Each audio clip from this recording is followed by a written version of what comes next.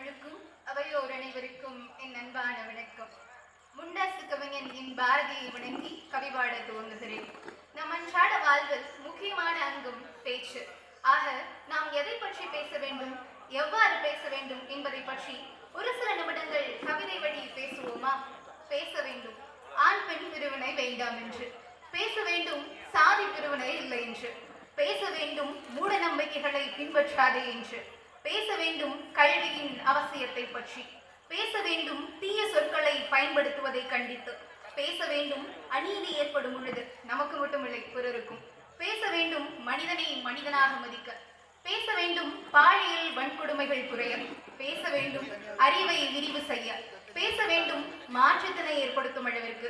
அதிகாரத்தில் இருப்பவனும் பேசலாம், ஆதரவற்றவன் என ஒதுக்கப்பட்டவரும் பேசலாம். இது மாற்றத்தினால் ஏற்படும் முன்னேற்றத்திற்கான பேச்சாக இருப்பது அவசியம்.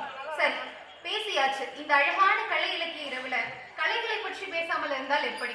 கலைகளை இலக்கியத்தின் வழி வர்ணிப்போம் சில நிமிடங்கள். நாட்டார் கலைகள். நாட்டார் கலைகளை மறந்து தொலைக்காட்சி தொடரில் பார்த்தோமே. ஆதியில் தொடங்கிய கிராமிய கலையை மறந்து கிழமைகளில் கூட சகுனம் பார்த்தோமே. சமஸ்கிருதத்தை ஏற்க மறுத்த நாம் மேலேற்றிய மரபினை வழிமொழிந்தோமே.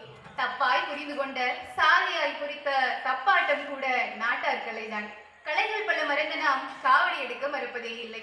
மறைந்த உண்மைகளை பொம்மை வழி சொல்லும் பொம்மலாட்டமாய், கோதையவள் கோலாட்டமாட, குமரிகள் பலர் கும்மி கொட்ட, ஒய்யாரமாய் ஆடி வரும் ஒயிலாட்டமிடையே கலைகளை தூக்கி நிறுத்தும் கரகாட்டம்.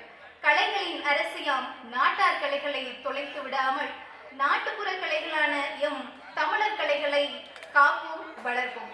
இறுதியாக ஒரு நாள் எழுவோம் என்ற என்னுடைய புத்தகத்தில் நான் எழுதிய பெண்ணின் குரல் என்ற தலைப்பில் இருக்கக்கூடிய கவிதையை சொல்லி என் உரையை நிறைவு செய்கிறேன்.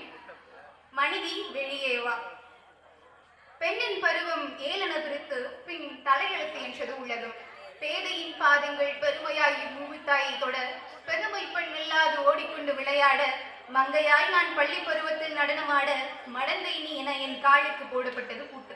அறிவையாய் நான் வளர்ந்து அறிவுரைகள் பல கூற, அண்ணாந்து பார்த்த உலகம் என்னை பெண்ணாய் தலை குனிந்து நட என்றது. தெரிவையாய் நான் மூட நம்பிக்கைகளை தெளிவுபடுத்தியும், தெரியாது உனக்கு என என் வார்த்தைகள் நிராகரிக்கப்பட்டது. பேரிளம் பெண்ணாய் இப்பூமியில் தரணியாள வந்தவள் தான் பெண். பிறக்கையில் பெண் குழந்தையா, பெண் பருவம் அடைவதை உணர்த்தும் முதிரம் தீட்டா. சாதி அடிப்படையில் தாழ்ந்தவளா. பாலின வேறுபாடுகள் இல்லை என்கிறோம், பல பாலியல் வன்கொடுமைகள் அரங்கேறிக் கொண்டுதான் இருக்கிறது. வேதங்கள் படிக்க பெண்ணுக்கு தடையா? பல வாதங்களில் உன் கருத்துக்கள் கேட்கப்படவில்லையா?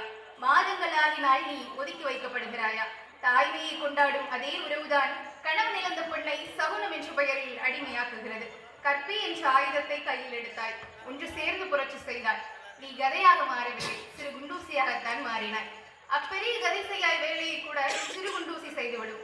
விமானத்திலிருந்து விருந்து போட்டு இலை எடுக்கும் வேலை வரை அனைத்திலும் வீர மங்கையாக திகழ்கிறார் பெண். போராடுவோம், மாற்றுவோம், மாறாதது ஒன்றுமில்லை. வாய்ப்பளித்தமைக்கு நன்றி.